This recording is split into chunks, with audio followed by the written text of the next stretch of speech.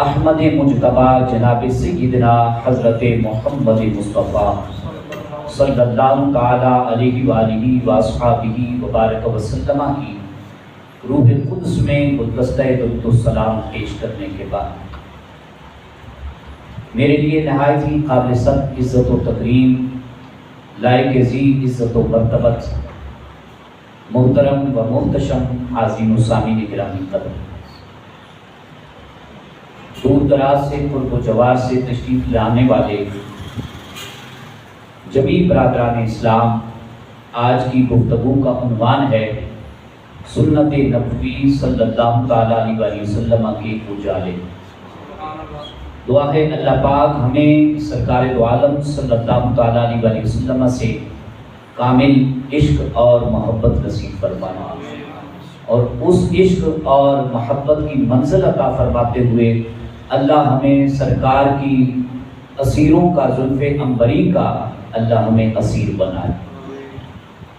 حضور سرور کائنات صلی اللہ تعالیٰ علیہ وسلم کی ذات کائنات عالم کی وہ ایسی ان گنت ذاتوں میں سے حد درجہ شمار کی جانے والی، پسند کی جانے والی، محبوب ٹھہرائی جانے والی ذات ہے کہ جس کو میرے مالک کائنات نے قرآن حکیم، فرقان حمید، برہان رشید میں جمیع عالم کائنات کے لیے آئیڈیل انسانیت میں سے بہتر انسان قرار دیا۔ حضور علیہ السلام و تسلیم اپنے خلق عظیمہ کے حوالے سے بے مثل و بے مثال ہیں۔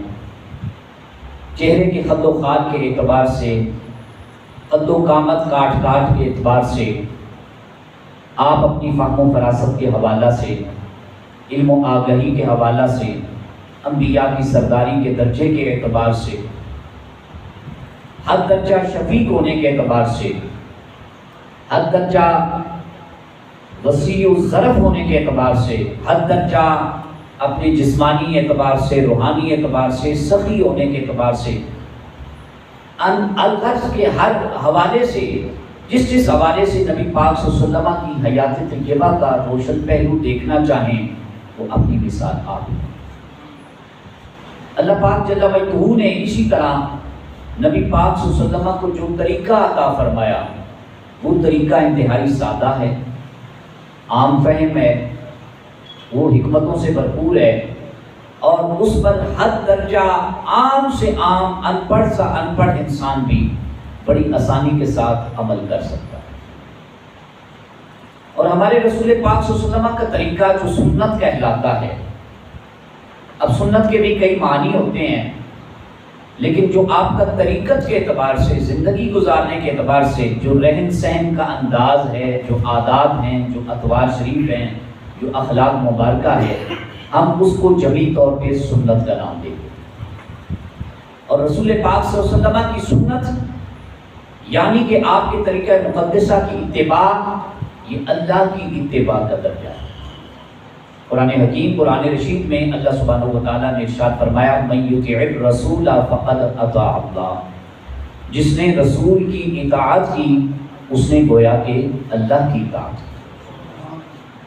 سورہ آل عمران میں اس سے بھی اگلے معنی کے اندر اللہ پاک نے گفتگو فرمائی قل ان کنتم تحبون اللہ فاتبعونی یحببکم اللہ ویغفر لکم ذنوبکم واللہ غفور رحیم۔ محبوب آپ ارشاد فرما دیجئے اگر یہ دعویٰ کرنے والے اللہ کی محبت کا، یہ لوگ اگر واقعی اپنے اللہ سے پیار کرتے ہیں تو اس کا ایک ہی رستہ اور آسان طریقہ ہے کہ آپ کی اتباع گزاری کا شرف پا لیں۔ اگر یہ اس درجے کو پہنچ جائیں گے، آپ کی اتباع میں کامیاب ہو جائیں گے، اللہ ان سے پیار فرمائے گا، نہ صرف خداوند عالم ان سے پیار کرے گا بلکہ اللہ ان کے اگلے پچھلے گناہ بھی معاف فرما دے گا، اور اللہ تعالیٰ کی ذات بخشنے والی بڑی مہربان ہے۔ اب دونوں آیات میں نے چونکہ وقت بڑا مختصر ہوتا ہے، یہ موضوع ایسا لمبا اور طویل ہے کہ جس میں جانفشانی بھی ہے، محبت بھی ہے، ذوق بھی ہے، ایمان والوں کے دلوں کی ٹھنڈک بھی ہے۔ اس میں اس موضوع کے اندر تسکین ہی تسکین ہے ہر اس بندے کے لیے جو یہ دعوے دار ہے اس بات کا کہ میں آقا کریم صلی اللہ علیہ وسلم سے ٹوٹ کر پیار کرتا ہوں۔ اتباع اور اطاعت کی میں نے فقط ایک آیت پڑھی، یاد رکھیں کہ پہلی آیت جو میں نے پڑھی اس کے اندر رب نے اطاعت کا حکم دیا. اطاعت کہتے ہیں تعمیل کو، اطاعت کہتے ہیں حکم کے آگے سر جھکا دینے کو، اطاعت کہتے ہیں حکم ماننے کو. لیکن جو اتباع ہے نا، یہ اطاعت سے بھی آگے کا درجہ ہے. اتباع اطاعت سے بھی آگے کا درجہ ہے. اطاعت کیا تھی؟ میں دوبارہ ریپیٹ کرتا ہوں. اطاعت کیا تھی؟ تعمیل حکم کو، حکم ماننے کو، حکم کو تسلیم کرنے کو، حکم کے آگے سر جھکا دینے کو. لیکن جو اتباع ہے وہ ہے پیروی کرنے کو، وہ ہے پیچھے پیچھے نقشے قدم کے چلنے کو، پیچھے چلنے کو، نہ ساتھ چلنے کو، نہ آگے چلنے کو، نہ صرف حکم ماننے کو. اتباع کا درجہ یہ ہے کہ پیروی کرنے کو، پیچھے پیچھے چلا جائے. آگے آگے چلنے والا سید الانبیاء والمرسلین ہو کے چلے، تم پیچھے پیچھے چل دو. سبحان اللہ.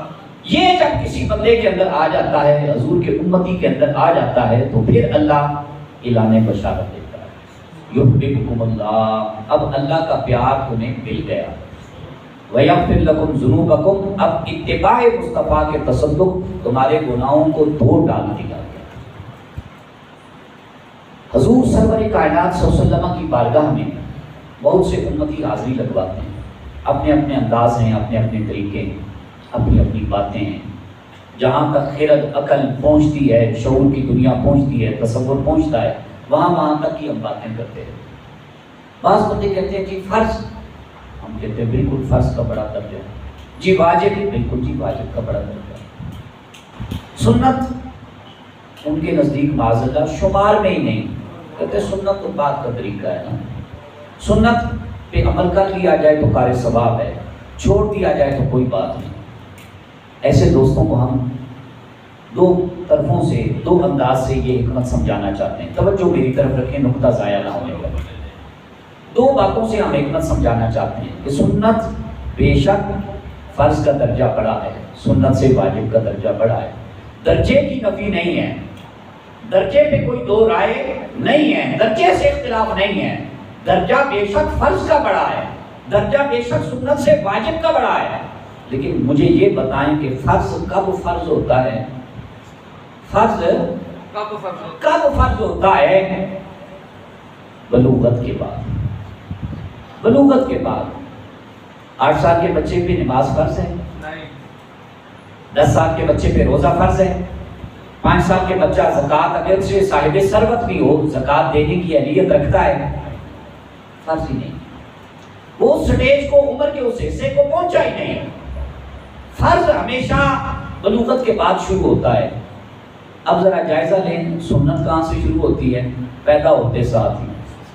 بولیں نا سبحان اللہ. حضور کے غلاموں پھر بولو سبحان اللہ. حضور کی سنت کی بات ہو رہی ہے. سنت پیدا ہوتے ساتھ ہی. آپ پوچھیں حضرت رک کے ہمیں بتائیں ٹھہر کے، جذباتی گفتگو کی ضرورت نہیں، ہمیں سمجھا کے جائیں یہاں پہ تو ہم سمجھانے کے بھی پابند ہیں.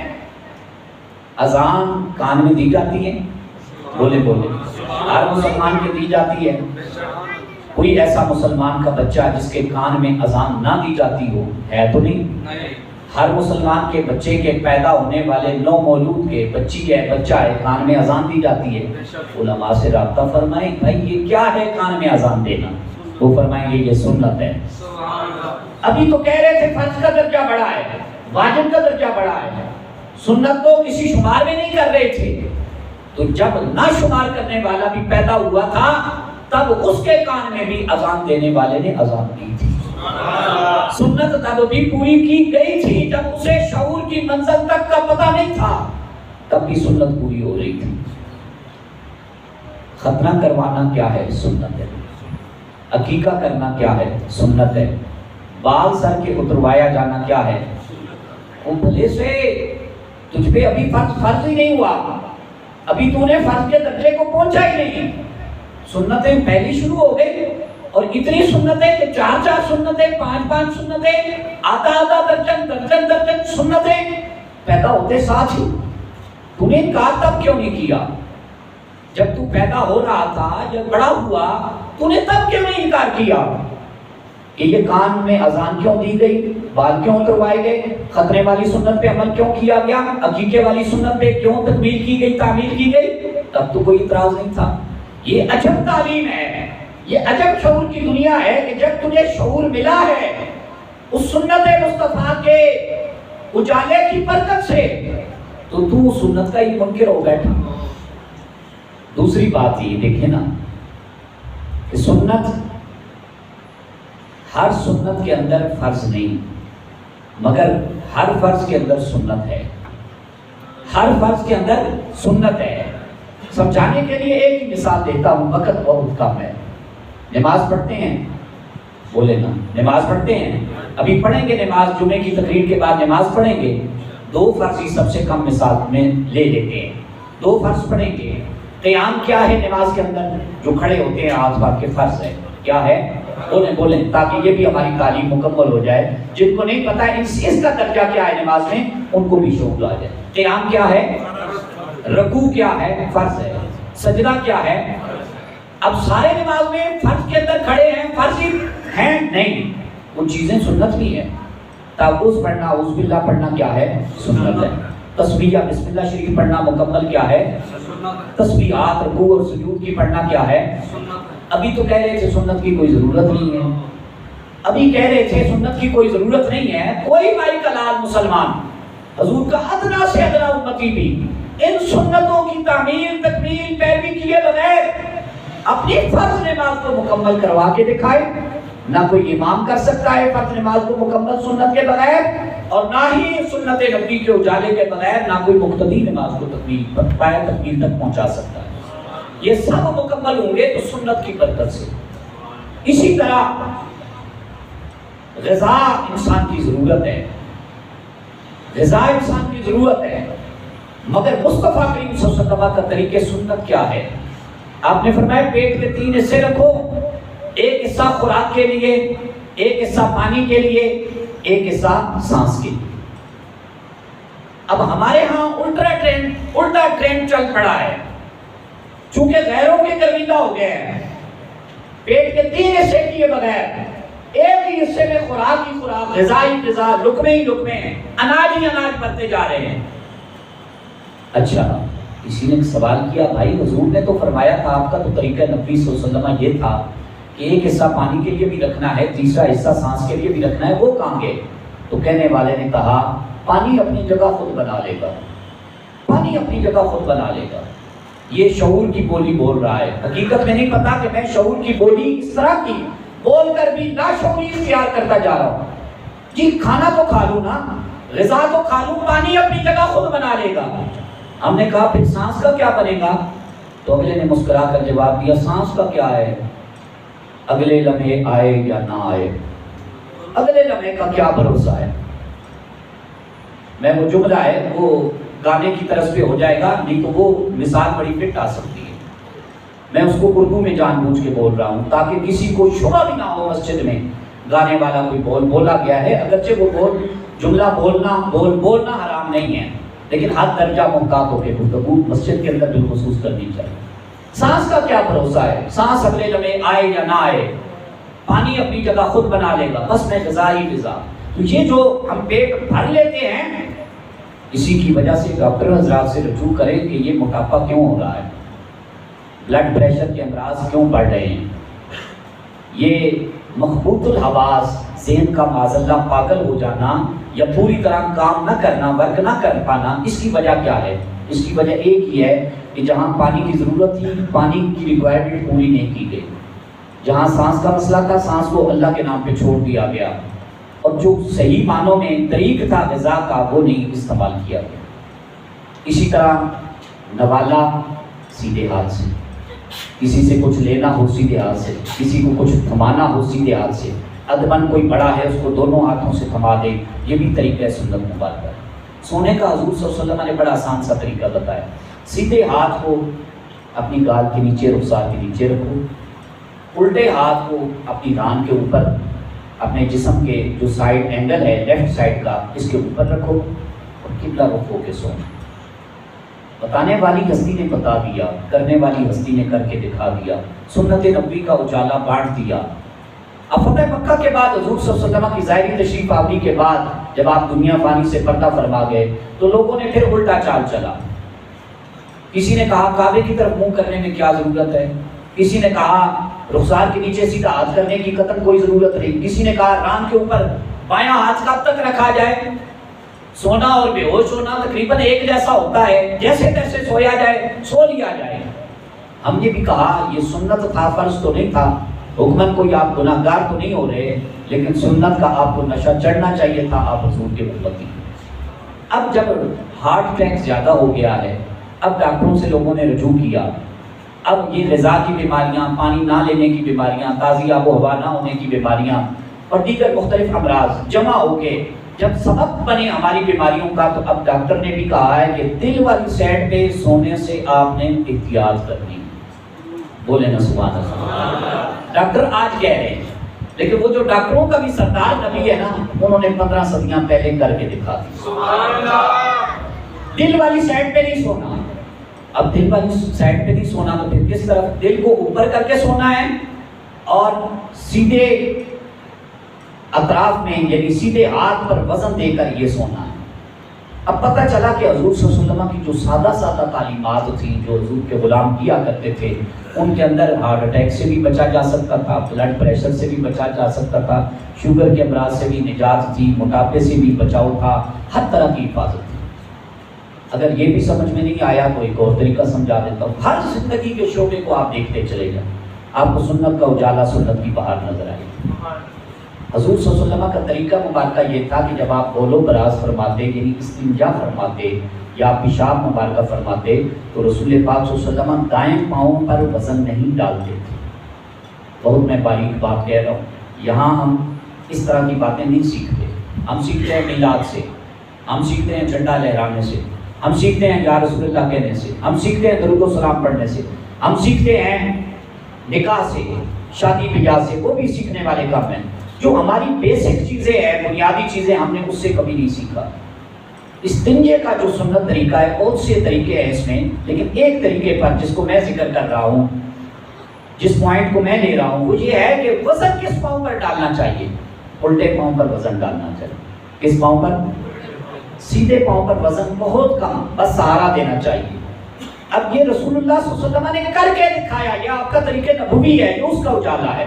ہمیں سمجھ نہیں تھی آئی، کرتے بھی رہے اور چھوڑتے بھی رہے.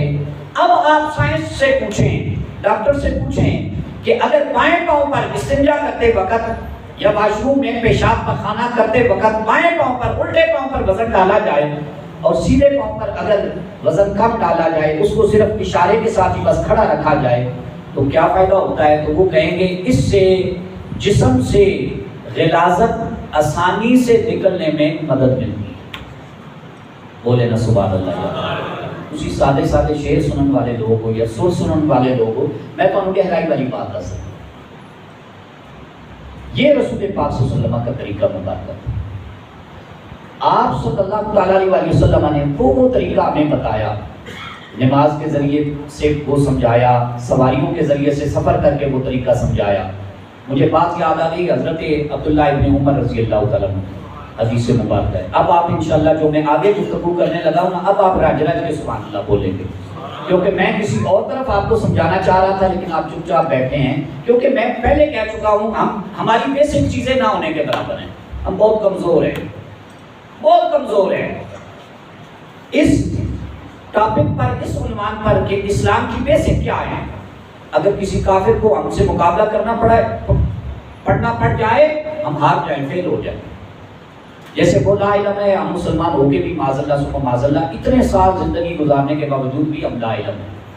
تو عبداللہ ابن عمر رضی اللہ تعالیٰ عنہ سے ایک صحابی سوال کرنے لگے کہ قرآن پاک میں حضر اس کا ذکر ہے، یعنی اس کی نماز کا ذکر ہے، خوف کی نماز کا ذکر ہے، سفر کی نماز کا اس طرح سے ذکر نہیں، اس کی وجہ کیا ہے؟ اب وجہ تو بیان کرنی چاہیے تھی، لیکن صحابی رسول حضرت عبداللہ ابن عمر رضی اللہ تعالیٰ عنہ کہتے ہیں اس بات کو میرے صحابی، میرے بھائی چھوڑیے کہ خوف والی نماز کا کثرت کے ساتھ ذکر ہے، حضر والی نماز کا کثرت کے ساتھ ذکر ہے، سفر والی نماز کا قرآن شریف میں اترا کا ذکر نہیں. بس ہم نے اس ذکر کو دیکھ کر قرآن سے کیا لینا؟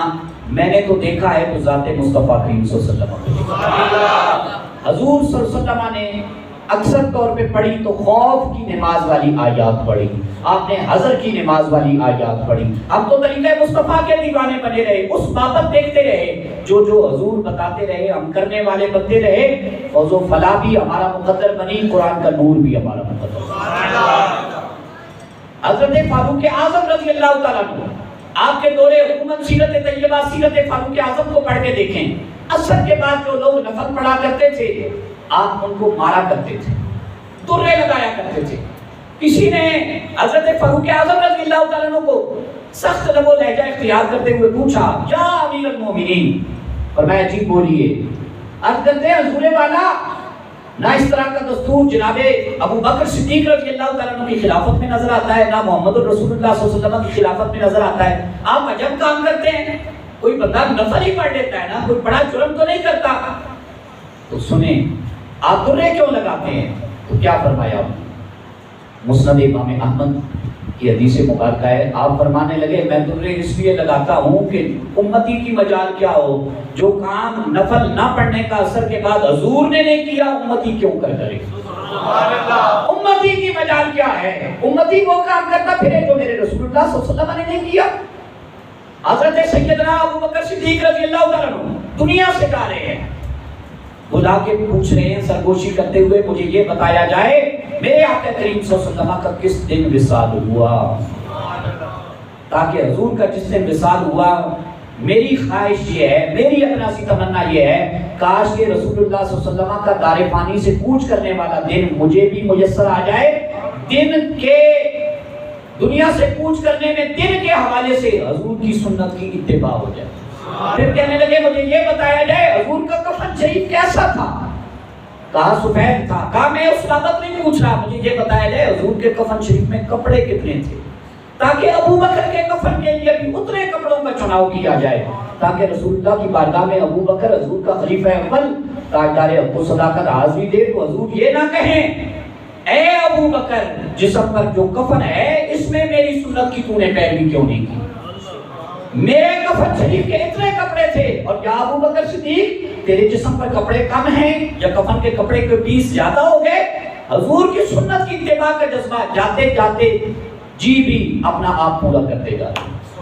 عثمان غنی رضی اللہ تعالیٰ عنہ وضو کا پانی منگواتے ہیں، وضو کرتے ہیں، پھر وضو کا پانی جیسے ہی ختم ہوتا ہے وہاں پہ برتن رکھتے ہیں، پھر مسکراتے ہیں، پھر آسمان کو دیکھتے ہیں، پھر وضو کے پانی کو دیکھتے ہیں، پھر مسکراتے ہیں. سوال کرنے والے نے سوال کیا یہ کیا کہہ رہے ہیں، یہ کیا ہو رہا ہے، یہ کیا ہو رہا ہے؟ آپ فرماتے ہیں میں بس کسی کی سنت کو ادا کرتا ہوں. میرے پاک رسول صلی اللہ علیہ وسلم آپ نے وضو فرمانا تھا، میری ڈیوٹی اور دیگر غلاموں کی ڈیوٹی تھی، ہم نے باری باری اسی جگہ پر حضور کو پانی سے وضو کروایا. جزاک اللہ. اور وضو کروانے کے بعد ہم نے دیکھا حضور نے آسمان کی طرف نگاہ مبارکہ فرمائی اور نگاہ رحمت للعالمین آسمان کی جانب تھی، حضور مسکرائے تھے. پھر حضور نے پانی کو دیکھا، پھر حضور مسکرائے تھے. پھر حضور نے نگاہ رحمت کو آسمان کی جانب متوجہ کیا، پھر حضور مسکرائے تھے. میں تو بس ادائے سنت کو ادائے یار کو ادا کر رہا ہوں. علی المرتضیٰ شیر خدا میں خلفاء سے شروع کر رہا ہوں، باقی غلاموں کی بات تو سبحان اللہ اللہ اکبر کبیرہ جزاک اللہ، لیکن میں خلفاء سے شروع کر رہا ہوں. حضرت علی المرتضیٰ رضی اللہ عنہ سواری پر بیٹھنے لگتے ہیں، یعنی اس جانب مائل ہوتے ہیں، سواری کی جانب جاتے جی تو کہتے ہیں بسم اللہ الرحمن الرحیم. پھر رکعت میں پاؤں رکھتے ہیں تو فرماتے ہیں الحمدللہ. پھر اوپر پوری طرح بیٹھ جاتے ہیں تو فرماتے ہیں سبحان الذی سخر لنا ھذا وما كنا له مقرنین. پھر ابھی لگامیں سواری کی ہاتھ میں پکڑ کے ابھی سواری کو دوڑاتے نہیں، چلاتے نہیں، سفر نہیں طے کرتے تو آپ پڑھتے ہیں سبحانک لا الہ الا انت فاغفر لی انہ لا یغفر الذنوب الا انت. پھر آپ 3 مرتبہ کہتے ہیں الحمدللہ الحمدللہ الحمدللہ. غلام پیچھے تھا، اس نے سوال کر ڈالا، اس نے کہا حضور یہ اتنا لمبا چوڑا اہتمام یہ کس لیے؟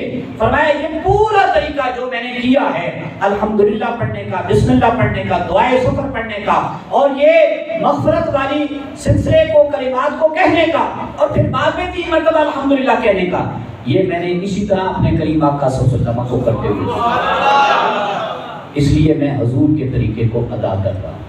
انہوں نے کہا پھر آپ مسکرائے کہا ہاں مسکرایا، اس وجہ سے مسکرایا بعد میں یہ ساری دعائیں یہ سارا کام اہتمام کرنے کے بعد کہ رسول اللہ صلی اللہ علیہ وسلم سے صحابہ نے سوال کیا یا رسول اللہ صلی اللہ علیہ وسلم آپ نے یہ کلمات پڑھے، اللہ کی حمد و ثنا ہو گئی، شکرانے کے کلمات ہو گئے، آپ کیوں مسکرائے؟ تو حضور رحمت عالم صلی اللہ علیہ وسلم فرمانے لگے اس لیے کہ جب ہم کہہ رہے ہیں اے اللہ تعالیٰ تو معاف کرنے والا ہے تو اللہ کی رحمت بھی مسکرا کے بندے کو جواب دیتی ہے ہاں ہماری رحمتیں بھی تیری اس ادا پر کلمات پر مسکرا رہی ہیں، ہمیں خوشی ہوتی ہے کہ بندے کو پتہ لگ گیا ہے کہ ہمارے سوا ہے کون گناہوں کا بخشنے والا، ہمارے سوا ہے کون گناہوں کا بخشنے والا۔ حضرت برا بن عازب رضی اللہ تعالیٰ عنہ سے کسی نے پوچھا حضور کتنے جانوروں کی قربانی ناجائز ہے جو قربانی کی اہلیت نہیں رکھتے، قربانی میں لگ نہیں سکتے؟ آپ نے فرمایا آ جاؤ مسجد میں، مسجد نبوی شریف میں بیٹھک ہو گئی، مجلس کا اہتمام ہو گیا، آپ کھڑے ہو گئے جس طرح مولانا لوگ کھڑے ہوتے ہیں آواز کے لیے، صحابہ کرام بیٹھے ہیں، سوال کرنے والا سوالی بیٹھا ہے۔ حضور نبی رحمت صلی اللہ علیہ وسلم کہ یہ غلام برا بن عازب رضی اللہ تعالیٰ عنہ فرماتے ہیں 4 جانوروں کی قربانی جائز نہیں ہے۔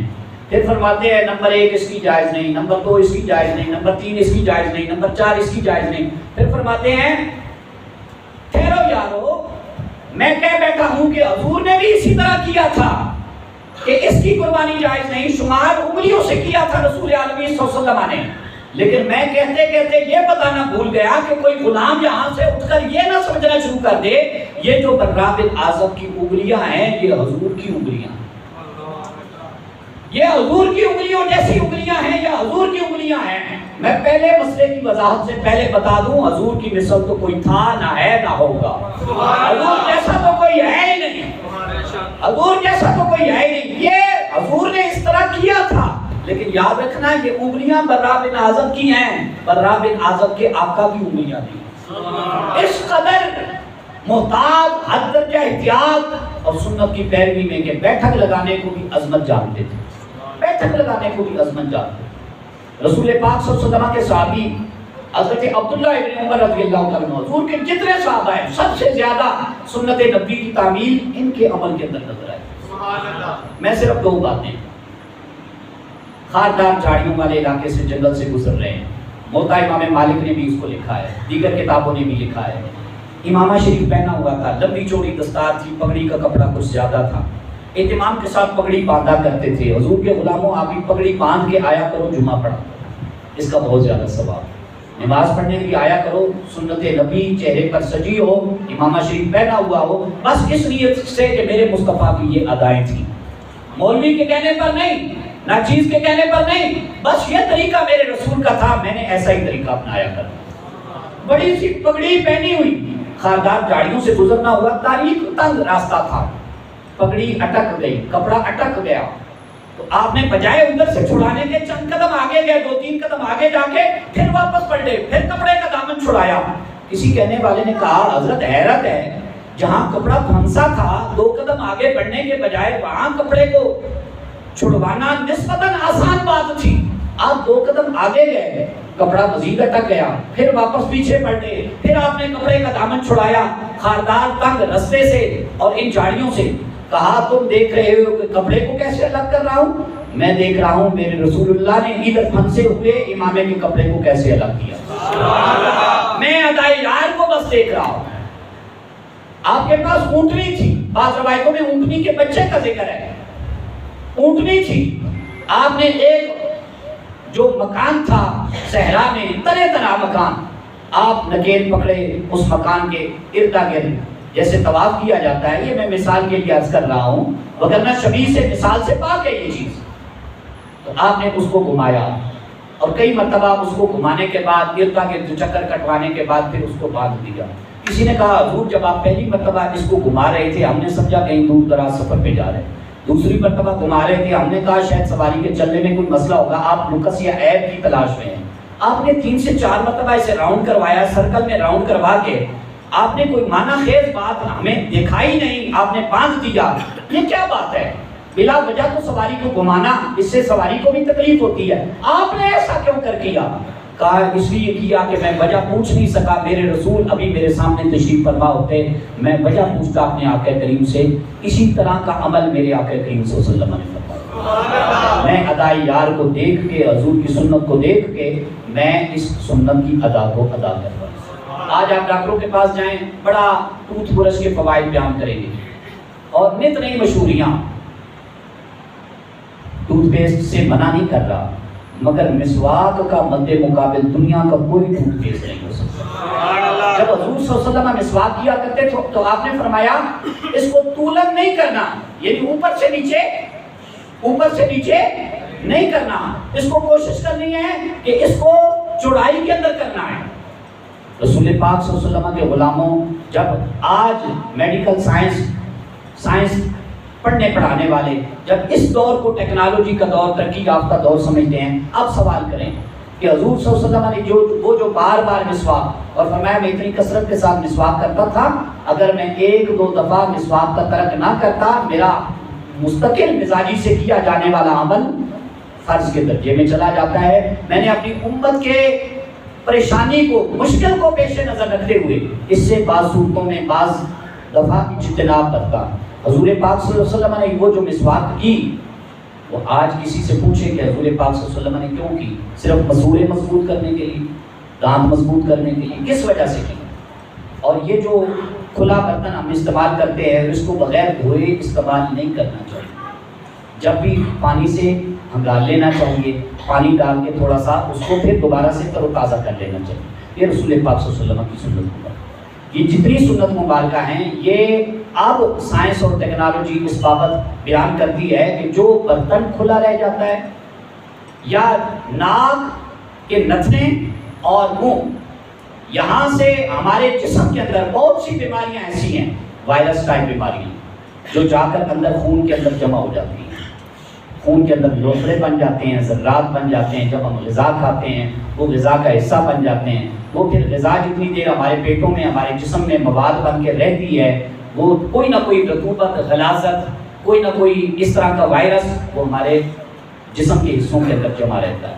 نتیجتاً بیماریاں پیدا ہوتی ہیں، اور انہی بیماریوں کی وجہ سے کینسر ہے، انہی بیماریوں کی وجہ سے جسم کے اندر خون کا گردش نہ کرنا ہے، انہی بیماریوں میں سے مسوروں کی بیماریاں ہیں، انہی بیماریوں میں سے معدے کی بیماریاں ہیں. یہ بہت ساری بیماریاں رسول اللہ صلی اللہ علیہ وسلم نے جو اس کا علاج بتایا تھا برتن کو ڈھانپنے کا، وہ آج سنت نبوی کا فائدہ بتاتا ہے. جو رسول پاک صلی اللہ علیہ وسلم نے ارشاد فرمایا کہ منہ کو ڈھانپ کر یا منہ کو کھلا رکھ کے نہ سویا جائے، اور نہ ہی بہت زیادہ کھلا رکھ کے اس کو غذا کے لیے استعمال کیا جائے. یعنی ہر درجہ آپ نے جو احتیاطیں بتائیں، اگرچہ وہ سنت ہیں، کوئی نہیں کرتا تو گناہ گار نہیں ہوگا، لیکن رسول پاک صلی اللہ علیہ وسلم کی اس دور کے اندر امت جہاں پہ گزر رہی ہے، جو فتنہ کا دور ہے، جو فساد کا دور ہے، اس میں اگر کوئی مسلمان امتی حضور صلی اللہ علیہ وسلم کی ادنا سی ادنا سنت پر بھی عمل کرتا ہے تو حضور صلی اللہ علیہ وسلم کے فرمان مقدس کے مطابق اسے 100 شہیدوں کا ثواب عطا ہوگا. من احب سنتی فقد احبنی ومن احبنی کان معی فی الجنہ. حضور نے فرمایا جس نے مجھ سے پیار کیا اس نے میرے طریقے سے پیار کیا، اور جس نے میرے طریقے سے پیار کیا وہ قیامت والے دن میرے ساتھ، حضور کے ساتھ وہ جنت میں ہوگا. یہ سب سے بڑی بشارت ہے. یاد رکھیں کہ یہ جو محبت ہوتی ہے، محبت یہ ادائے عشق پہ بندے کو لے آتی ہے، اور جو بندہ عشق بھی کرتا ہے، محبت بھی کرتا ہے، وہ غلامی کا نشے میں ضرور چور و چور ہوتا ہے. اور غلام ایسا نہیں ہوتا کہ اپنے آقا کی تعمیل نہ کرے، یہ سوالیہ نشان چھوڑتا جائے، کیوں، کیسے، کب، کتنا. یہ غلاموں کی عادات نہیں ہوتی. بس کتابوں کو آپ پڑھتے جائیں، جو مستقل مزاجی سے قرآن و سنت کے مطابق، میں یہ نہیں کہتا کہ بتائے ہوئے، میں کہہ رہا ہوں قرآن و سنت کے بیان کیے ہوئے جو دلائل حضور کی سنت کے دائرہ کار میں آتے جائیں، ان پر پیروی کرتے جاؤ، ان پر عمل کرتے جاؤ، اولادوں کو آگے سکھاتے جاؤ. بہت ساری بیماریوں سے بھی نجات ملے گی، رزق کی برسات بھی ملے گی، اللہ کی رحمتوں کا سہارا ملے گا، حضور صلی اللہ علیہ وسلم کی غلامی کی سند ملے گی. اور سب سے بڑھ کر جب ہم امت خضرا کے مکی صلی اللہ علیہ وسلم کی بارگاہ مقدسہ میں محشر کے دن حاضری دیں گے تو حضور صلی اللہ علیہ وسلم اپنے ساتھ ہم سب کو رفیق جنت کا مہمان بھی بنائیں. اللہ سبحانہ و تعالیٰ سنے سنائے گئے پر عمل کی توفیق عطا فرمائے. وآخر دعوانا الحمدللہ.